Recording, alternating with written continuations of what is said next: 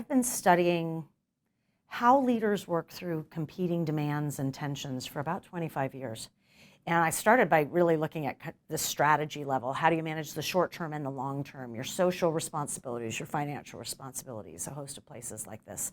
But over time, what I found is that these tensions that I think of as really strategic, we live them every day, right? You live them in gaming, you live them in your work life, because it can be also things like, how do I perform and hit my daily targets and continue to learn and think for the future?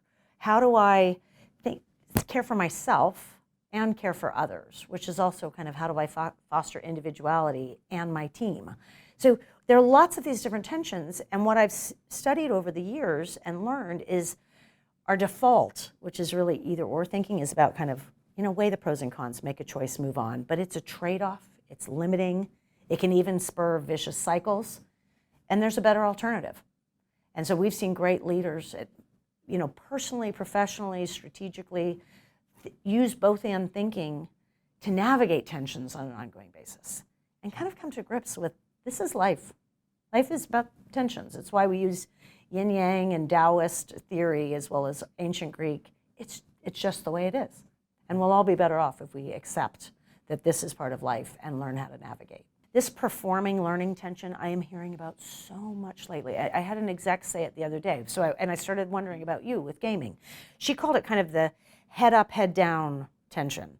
So that when it's about just you got to hit your targets, you got to survive and thrive and excel today. You put your head down, right? You just get it done, and at the same time, you got to pull it up every once in a while and reflect on what's working, what's not working. That's the learning side. And you can't do them simultaneously, right? You got to iterate. I always found that a lot of people, like when I play like another video game that isn't Smash Brothers, I have a tendency to pick it up very quickly, much faster than a lot of the other people that aren't similarly as good as the game that I play as. And a lot of people are like have this idea like talent or natural talents or something like that. And I don't actually, I think it's like true to a certain extent. I think there's some degree of like talent that exists in the world, but I think my real skill that I have is learning. I learned how to learn by learning how to play this game. And I think learning how to learn is like the most important part of being able to get across anything, right? You need to be very willing to look at what you're doing and being able to like self-analyze. What am I doing? What is wrong with what I'm doing? What is working? And try to figure out the whys. It's like this is working because of X, Y, Z. This always works in this specific position or something like that. And I am just able to do that very subconsciously at this point, but it was never a natural thing for me. I had to teach myself how to do that because in whatever game I've been playing, because I competed in something almost all my entire life. It was like chess when I was really young. It was a different game when I was a little older, and it was Smash as of right now. And learning how to play those games is about going in, hey, having fun, you're enjoying yourself, but also like, okay, I'm losing. Why am I losing? And then not getting like mad or frustrated at it, not trying to do the same thing I'm doing, but harder or something like that. It's more about, okay, this is working, this isn't. Break it down to the specific interactions that are happening, that are going the other direction, and then being able to go back. So whenever I'm talking about like the learning tensions, it is so much more about. I think so many people are like, oh, you just need to go back and press the buttons better or something like that. And it's like, really, it's not. No. The only difference between someone who plays Smash Bros and someone who doesn't play Smash Bros is the pressing the buttons. But the difference between me and the people who play Smash Bros is what I am thinking about and what I am looking at when I am playing it. Okay, so let me test something on you, because I love the way you think about this, and I do think it goes to this performing learning. While you're actually in competition, this is part of kind of learning theory. You're not learning per se, you're doing, right? You're trying out what you've done. But the learning cycle, right, there's that performing and there's the competing. Then you move into that reflection period. What are the patterns? What am I seeing? Then you can practice, right? So you try it out. But it's this loop. You've gotten so good at that looping, right, that you know how it works, and there's a lot of muscle memory and other things happening. But I think you're right. People think this is natural because they're watching it happening so fast. But you're intentional about the way you're doing it. It's even cooler because a lot of what am I learning, in fact, actually at like the toppest of levels, the learning is happening while you're playing. Yes, so like at the same time, like if you really think about it, my process of like, okay, so I think like what I recommend to new people getting into the game or something like that, once you've learned how to, like press the buttons correctly, and now your next test is learning how to think while playing the game, I tell people go in, play, do something that records it, lose ideally or win ideally, I don't know, whichever one, and then go back, watch it, and figure out, okay, where were you losing, where were you winning, and write down why, and try to figure out all the reasons, and then maybe watch like someone who's playing your character or something like that, and then who's a lot better than you, and figure out what they were doing in those same situations, and try to figure out why they were doing what you weren't doing, and why their thing is better. Okay, so let me ask you a different one, because I love that, and I can almost feel, watch your brain work as you talk about it, and then you play a different game. You said on the one side, you can then learn that new game faster, but I'm wondering what that game does to your primary game. Oh yeah, so Right. I think it depends a certain extent to how similar the game is, because there's like very similar games to Smash Brothers that I could play. There's other Smash Brothers titles, for example. There's like it's a series, and I could play some of the older ones or something like that. And a lot of the things carry over. A lot of things are completely different. I am not a pro at any of the older games, even close to. But do you learn new things from those older games? Yes. That's what I like. Because especially from like some of the older titles, even though I don't like play them to a professional level, I watch them at a professional level. I enjoy watching them. And I see some of the things that like are prioritized in the thinking of playing those games that are not prioritized in the thinking of playing our game, but are still very applicable. I think one of my favorite things that I've realized when I watch any competitive game, the first thing I look at now, it's like almost, I kind of like describe it as like, it's almost like ruined for me watching anything competitively to an extent, because what I'm looking at is almost never what's happening. I'm looking at the positioning. Everything I found, in like to an extent of like life. Life is all about But positioning. Stephen, I do that when I'm Yeah. watching like somebody teach, Exactly. right? I'm listening to their content, but I'm actually watching the approach. How are they doing it? Why are Exactly. they doing that Where are that they way? setting themselves up? Yeah. And wherever I watch like a soccer game or anything like that, I'm not watching the ball or who's kicking it. I am watching where the players are going in perspective to the ball. Like, where is the ball moving? Why is this guy running in the complete opposite direction? There's a reason for it. And I'm trying to figure that stuff out. So it's like, it's entertaining for me, but on for completely different reasons than it used to be in the past or something like that.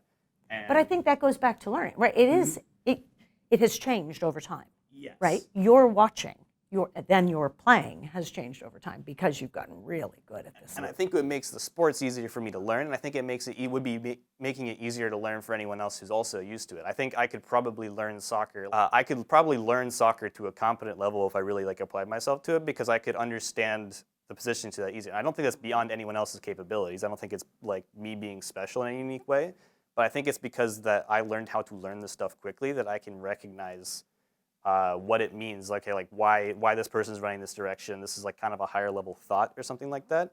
But it's I understand that is just part of the process to learning anything competitively, and I think people who learn how to learn could also do that.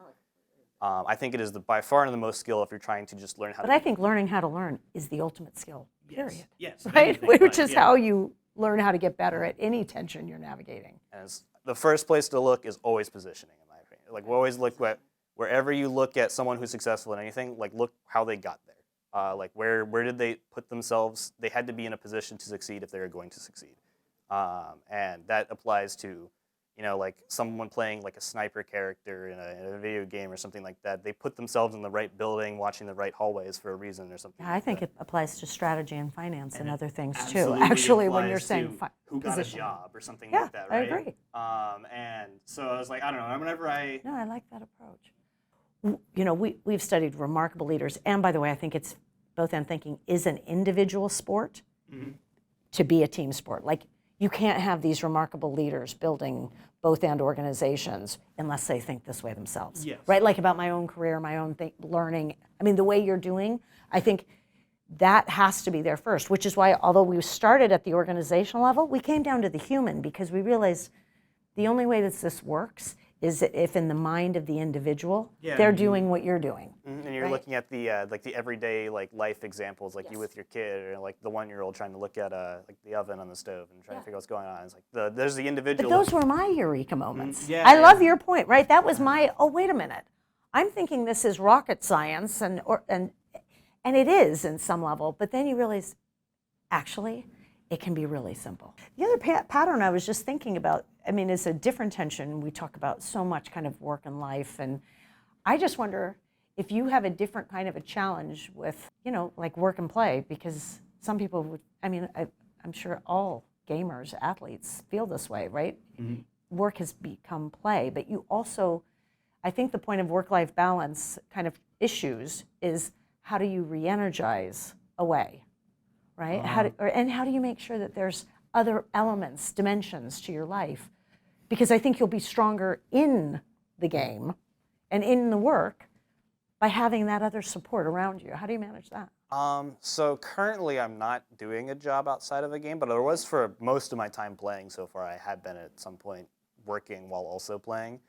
I think the best way I found for me to work is just if I'm able to kind of make it some kind of competition in my own head in that sense where, okay, how can I like optimize what I'm doing? I like make that. it a game of optimization. No, you gamify. Yeah. But how about the I guess I was saying, I assume gaming is your work right now. Yes, it is. I had to completely understand that. But what do you surround it with so that, because I love the way your brain works, but if your brain is working that way 100% of the time, you will burn out and be exhausted. So how do you build some elements around it so that you do have opportunities to re-energize? Generally what I do is I have the one game that I play, which is Super Smash Brothers, and I have a game that's not Super Smash Brothers that isn't multiplayer, something like that. It's like one thing that's going on in the background. So it's like if I'm ever like burnt out of that, I have another game.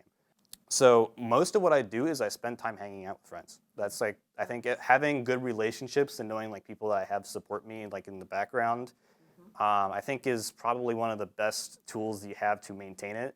Because you know that, regardless of how it goes, especially if you're bringing those friends to the tournaments or something like that, you have a bad day in the tournament, you don't have to be like, you don't have to be like really upset because you're all alone. You can just go over to your friends and be like, okay, we're gonna hang out and have fun, and then I won't think about what went wrong until like tomorrow when I'm more able to look at this objectively and not through the lens of someone who just lost and is very angry. Because that's how you feel I'm sure. if you're taking it that seriously, right? Right. Like, and it's like I never. But I like the parallels between your individuality in the game and then the social. I mean, what we've typically found in the patterns we study is that you will find your yang to your yin in different ways, and that's going to be most supportive to kind of the whole, right? The whole you is how do you put these things together. If you put that much of yourself into a game, there's no way you'll be able to separate your worth from the game if you're putting that much in it. It's just like kind of like the same people who work too much, right?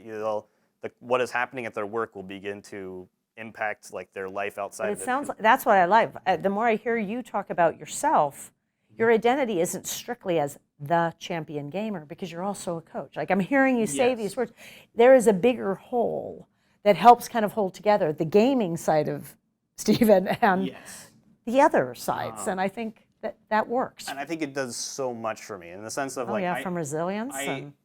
I hate being introduced to people who are not like I don't know, just like normal people in every day. It's like this guy's like a professional gamer or something like that. Partially one because it doesn't sound that cool, but I think it does. no, depending on who you're talking to, but and it's like, but also because like I don't want to associate my identity all around like how I do in this game or something like that. I don't want people measuring, like feel like I'm being measured by how good I do in Well, it this goes game. back to one bad day, then exactly. that's not really a condemnation on your life I'm by any already stretch. measuring myself. I don't want to feel like I'm externally being measured by the performance in the game. I was like, I also coach. I do that as well, and I also like have all these friends that I hang out with and do all sorts of silly things with, and like I have all these other things in my life. I'm a finance major, and like the more things I feel like I am. See, I'm proud of that. Exactly, yeah. Like the more things I feel like I'm good at, the easier it is to not stress unnecessarily about the one thing I particularly care about being great at.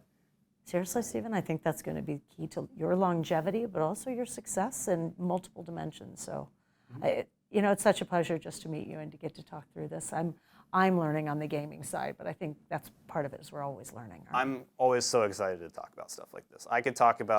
I think it's probably my favorite subject. I like talking about it more than I like talking about the game. I like talking about how the game can be broadened and applied to every other area of life. This is like probably my favorite subject ever. So Well, as we gamify so much in the world, from business to our lives, I think we all have a lot to learn from each other. So thank you.